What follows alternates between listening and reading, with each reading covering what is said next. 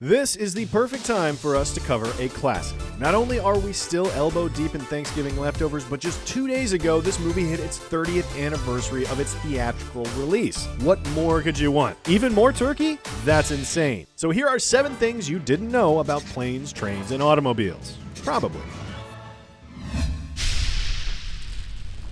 Based on a true story or based on actual events is the type of thing that studios like to put in the trailers for Oscar-y movies to make them seem even more Oscar-y. So you might be surprised to hear that Planes, Trains, and Automobiles is actually deserving of the same distinction. John Hughes, the writer-director, based the storyline of the film on something that really happened to him. He was working in New York and had planned to fly home to Chicago for a day or two, but thanks to snowstorms, there were all sorts of flight cancellations, delays, as well as flights getting diverted to other cities, and he somehow wound up in Wichita, Kansas, just like the characters in the movie. Hughes didn't even make it to Chicago until 5 days later, well after he was meant to have already returned to New York. John Hughes is responsible for more than a fair share of iconic films, but most people don't know just how quickly he was able to write all of these classics. Typically, Hughes would straight up disappear for 5 or 6 days and come back with a 120-page screenplay. Following that, he'd do upwards of 20 to 25 rewrites along the way of actually making the film. In fact, he was so inspired after his first meeting with Molly Ringwald that he wrote 16 Candles in just 1 weekend. Boom, bonus thing. Rumor is, for Planes, Trains, and Automobiles, he was able to write the first draft in just 3 days, cranking out the first 60 pages in a mere 6 hours. If you don't know much about the screenwriting process, just trust us, that's crazy fast. Guess having that real-life experience of his disastrous journey home to Chicago gave him some extra juice. Juice indeed. In case you skipped ahead, that would have made sense if you had watched the previous thing, so shame on you. Anyway, back to John Hughes and his juice vis-a-vis Planes, Trains, and Automobiles. Not only did he write it super quickly, but the script wound up being 145 pages long. That's super long for any genre, let alone a comedy, especially when you take into the account that the final film is only about 90 minutes long. Before photography started, Steve Martin asked John Hughes which scenes he thought he'd be cutting, and Hughes was completely befuddled. He had no intentions of cutting the film down at all. Obviously, they did cut quite a lot in the end, but they shot over 600,000 feet of film, which was damn near twice the industry average. And according to Paul Hirsch, the editor, the first cut was 3 hours and 40 minutes long. They then cut it down to a 2-hour version, which was shown at some test screenings and is more than likely decaying in a vault somewhere at Paramount, never to see the light of day. Merry Christmas, everyone.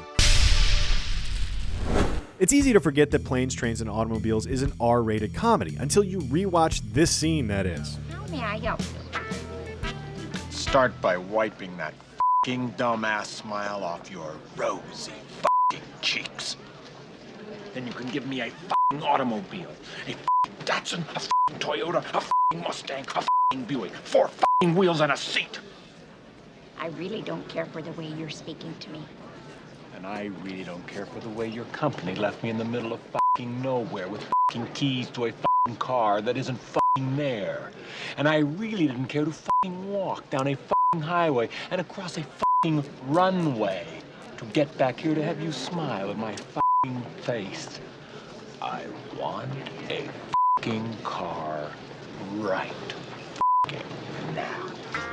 In case you weren't counting, that was 18 F-bombs in exactly 1 minute, and it was this scene alone that took the film from a PG-13 to an R with the MPAA. They didn't give a f*** about the f***s over in New Zealand though. Planes, Trains is rated PG over there, all 18 f***s included. Boom, bonus thing. But it was also this scene that made Steve Martin want to do the movie at all. Martin said it was the car rental tirade along with this scene in the car with John Candy adjusting his seat that made him say yes to the film. Those 2 scenes alone were enough for him to know that Planes, Trains, and Automobiles was going to be great. And on that additional bonus thing, let's move on to our next non-bonus thing. Number 5! Like most holiday movies, Planes, Trains, and Automobiles is all about heart and togetherness in the end, which makes this scene with Neil thinking about Dell on the train pivotal, but it took some doing and creative editing to get it. John Hughes changed the ending of the film in post from what he had planned originally, and to get what he wanted, he had to scour previously unused footage with editor Paul Hirsch to find a shot that would work. Luckily, they'd kept the cameras rolling in between takes while filming on the Chicago train, so what we see here is actually Steve Martin on some downtime not knowing he was being filmed at all, and most likely just thinking about what his next lines were. Hughes felt that the expression on his face worked so well for what he needed that he repurposed the footage, giving us this all too important moment in the film.